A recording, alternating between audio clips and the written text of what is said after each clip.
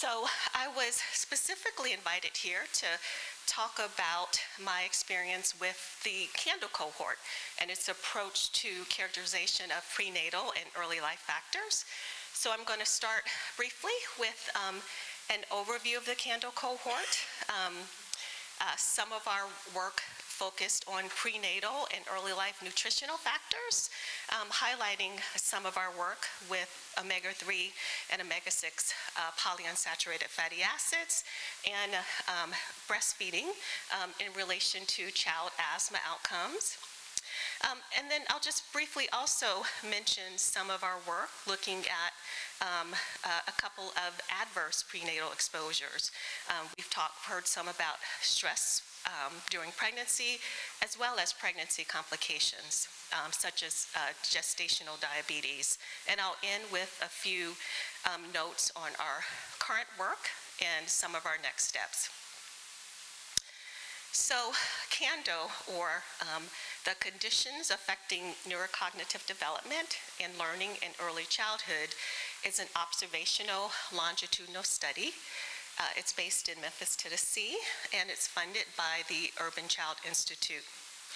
It's coordinated through the Department of Preventive Medicine at the University of Tennessee Health Science Center.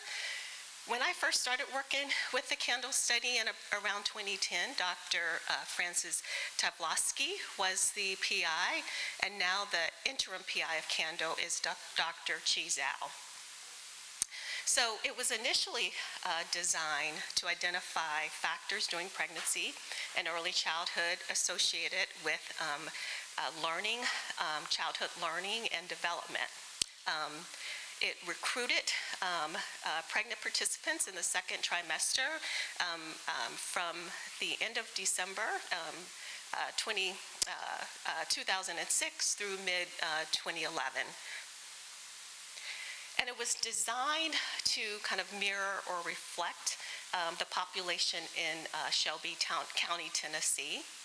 And you can see by Shelby County in blue and sort of CANDLE in orange, there were similarities in that they were both predominantly African American cohorts.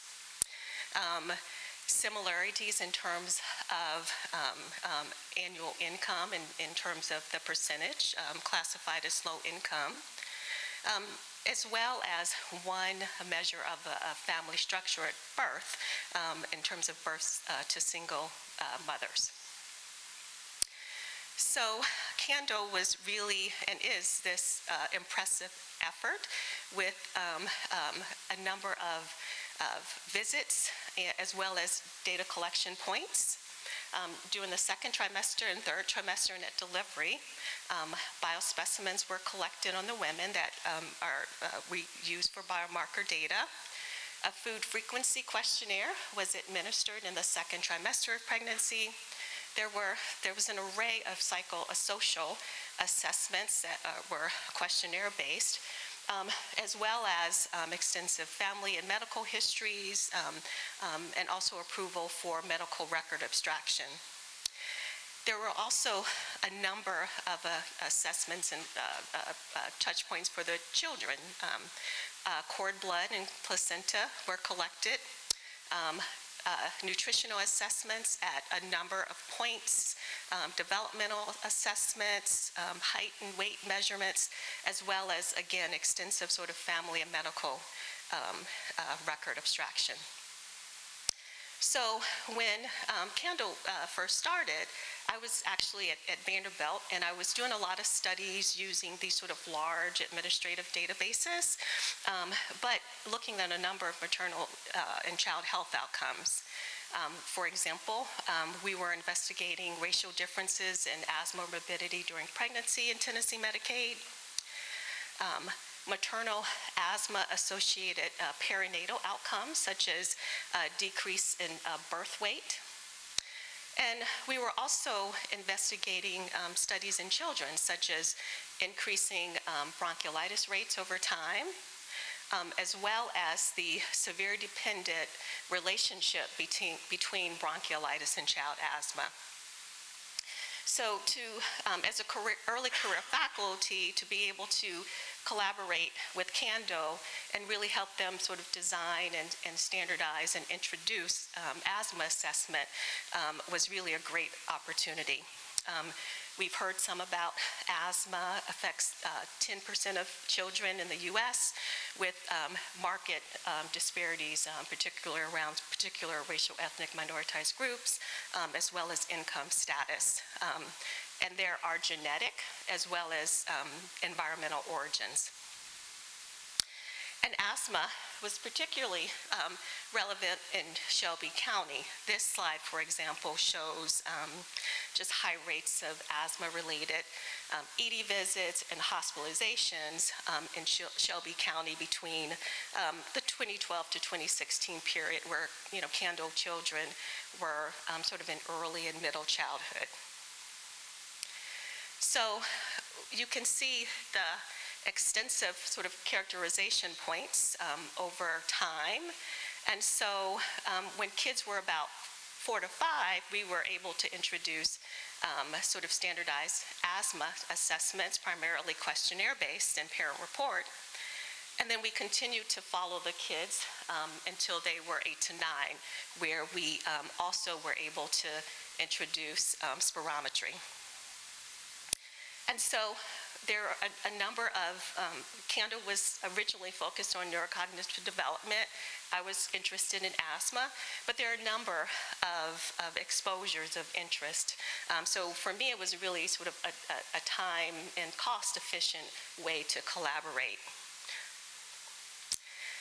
And prenatal and early life exposures are important for a number of reasons. We heard yesterday most kids with asthma will develop symptoms before age 6. I'm an epidemiologist, but still looking at these associations can help provide input in terms of underlying pathophysiology, some of what we talked about, which can include an altered immune response, oxidative stress, inflammation. Can inform efforts to prevent disease and decrease health inequities. And nutrition is of particular interest because it's potentially modifiable and may also modify the effects of some adverse exposures that aren't necessarily easy to eliminate in the short term. And they may have lasting effects. So we've looked at a number of nutritional exposures in CANDO, including prenatal vitamin D, dietary methyl donors such as folate. I'll share some of our work looking at long-chain polyunsaturated fatty acids, as well as breastfeeding. So when we look at polyunsaturated fatty acids, or PUFAs, there are two major classes.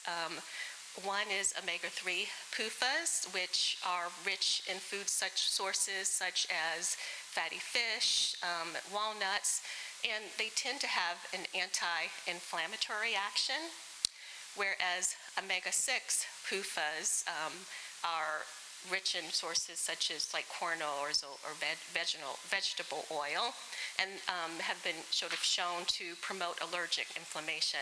And it's particularly important because they are incorporated to plasma membrane and tend to have opposing effects. So the question of does sort of a decrease in omega-3 PUFAs with the potential increase in omega-6 PUFAs influence asthma rates, that's been studied for a number of years with mixed results, very rarely in sort of diverse populations. A few studies assess for whether a factor such as a predisposition to develop asthma modified results. However, this trial that was published in 2016 was very promising in that it showed that prenatal intake or supplementation of N3 PUFAs were associated with decreased asthma in children. So we've conducted a number of studies in CANDO. This one was led by Dr. Maria Rosa, who is on faculty at Mount Sinai, and over 1,000 dyads in CANDO. We use sort of previously collected blood specimens to characterized in 3 PUFA status as the percent of total fatty acids, which was in the phospholipid layer, which was particularly specimens had shown to be stable over time and less influenced by sort of recent diet. So we have our 3 exposures in 3 PUFAs, in 6 PUFAs, and the ratio of the 2. We tend to characterize wheeze and asthma outcomes in a number of different ways, as we are sort of exploring these relationships. And so our outcomes were ever asthma, current asthma, current physician-diagnosed asthma, meaning those kids with asthma who had kind of recent symptoms or medication use, or wheezing in the past 12 months. And we also looked at whether maternal asthma as a marker of a familial predisposition to develop asthma and child sex modified associations. So this is a summary of our main results. If you look at sort of the B quadrant, diagnosed current asthma, and you will see that on the y-axis, there is sort of the risk of asthma in the children. On the x-axis, we have our 3 exposures, in 6 PUFAs, and the ratio of the 2 characterized as increasing quartiles.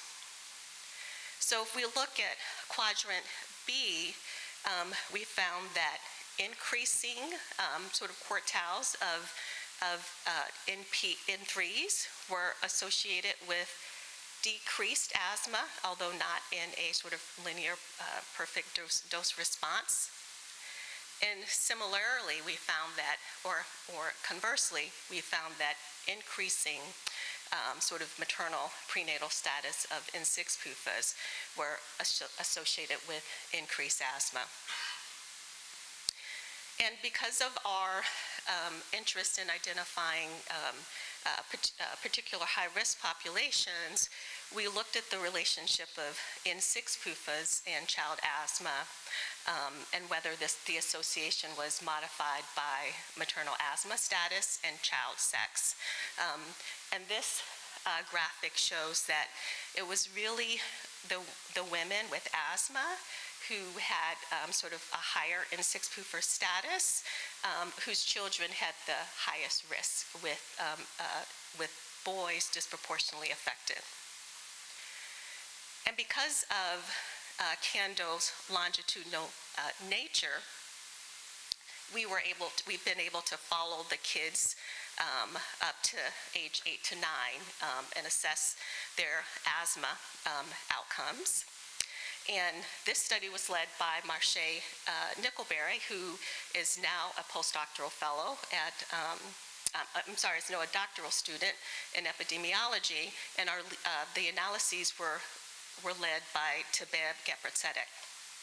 So we looked at our prenatal exposures, we characterized child asthma, and we found that at age 8 to 9, we did not continue to see this protective effect of N3 PUFAs. There was an increased risk, but not statistically significant when we looked at, for example, this interquartile range difference in N6 PUFAs.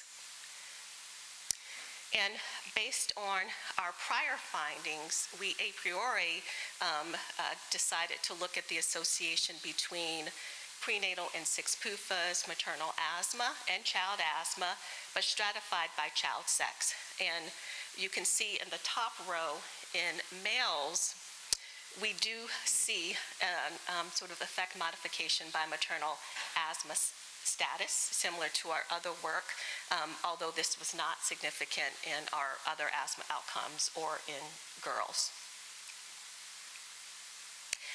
Another nutritional exposure of interest is actually breastfeeding.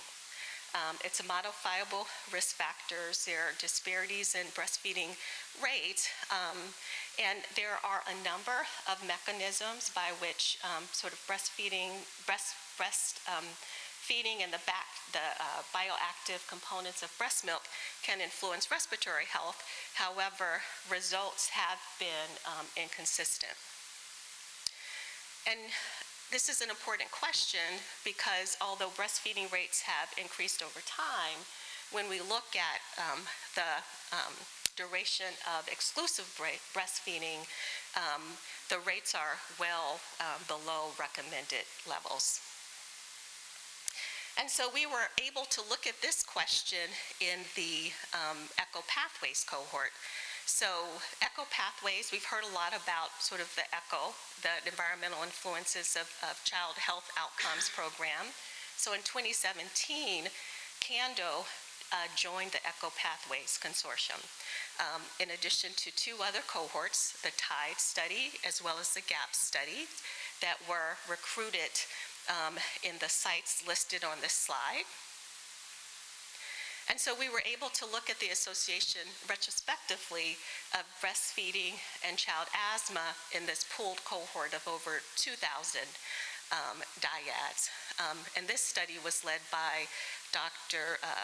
Kecia Wilson, who's now on faculty at the University of Tennessee Health Science Center. So we characterize our exposures, again, retrospectively as any breastfeeding with the least amount of breastfeeding in the none to less than 2 month group compared to the greater than 6 month group. And we also looked at the duration of exclusive breastfeeding, meaning how long the child was breastfed without sort of additional formulas or the other supplements. And we looked at our asthma outcomes. There were differences in the cohorts in the consortium by in breastfeeding initiation. For example, CANDO had the highest percentage of women in the 0 to less than 2 month group, and GAPS had the highest number of women in the greater than 6 month group. And although we didn't see a sort of clear associations when we looked at any breastfeeding and childhood asthma, we did see a duration-dependent response when looking at breastfeeding and ever asthma and current asthma. So we've also been able to leverage the rich candle data to look at a couple or really several adverse experiences that I'll highlight here. We've heard about stress yesterday and how it's linked to prenatal stress is linked to childhood respiratory outcomes. And we also are beginning to appreciate that really lifetime experiences across the life course are also associated with child respiratory outcomes. And CANDO was able to characterize experiences such as traumatic life events, and I'll talk briefly about our work looking at stressful life events during pregnancy and childhood respiratory outcomes. So in the ECHO pathways cohort, we tested the hypothesis that higher stressful life events during pregnancy are associated with child asthma outcomes using the CDC PRAM study, which characterizes 14 stressful life events, including factors such as illness, death of a loved one. Again, this work was conducted in the ECHO pathways cohort. And this project was led by Dr. Margaret Adjett, who is on faculty at Vanderbilt, where we looked at the association between increasing stressful life events and child asthma. And here, interestingly, when we look at our 4 sort of respiratory outcomes, we found that a sort of a 1 unit sort of increase in prenatal stressful life events was associated with an 8% increase in current wheeze. although the other associations were not significant. And then when we looked at this association a priori stratified by child sex, we found that the adverse association was primarily seen in boys. And lastly, because of the careful characterization of sort of maternal events during pregnancy, we were able to look at gestational diabetes, which affects about 6 to 9% of women in Cando. We had a questionnaire-based diagnosis that was confirmed by medical record abstraction. We looked at these 3 respiratory outcomes, and the study was also led by Dr. Margaret Agent. And interestingly, we found that all of our outcomes were associated with gestational diabetes was associated with a higher risk of all of our asthma outcomes. And so this was just sort of a brief overview of how we've been able to look at nutritional factors, some adverse factors, some prospectively, some retrospectively. But it's really been an important opportunity to look at effect modification and potentially identify higher risk groups. And we're really continuing these investigations in a number of different ways, whether in Cando, looking at older kids, looking at lung function, looking at the echo, looking at these associations in a larger echo cohort, as well as other prospective cohorts. And we have a number of other studies that are ongoing, whether it's less commonly investigated nutritional exposures, particularly in diverse populations such as vitamin E and carotenoids. Through Cando and echo pathways, we've looked at a number of other adverse exposures, such as air pollution, phthalate exposure. And for next steps, we are also going to look at sort of nutritional mixtures and whether nutritional exposures can potentially modify some of our other sort of well-characterized adverse exposures, as well as investigating potential mechanisms of disease. And so you can see this is our sort of our Cando echo pathways, as well as Mount Sinai investigators that have contributed to this work.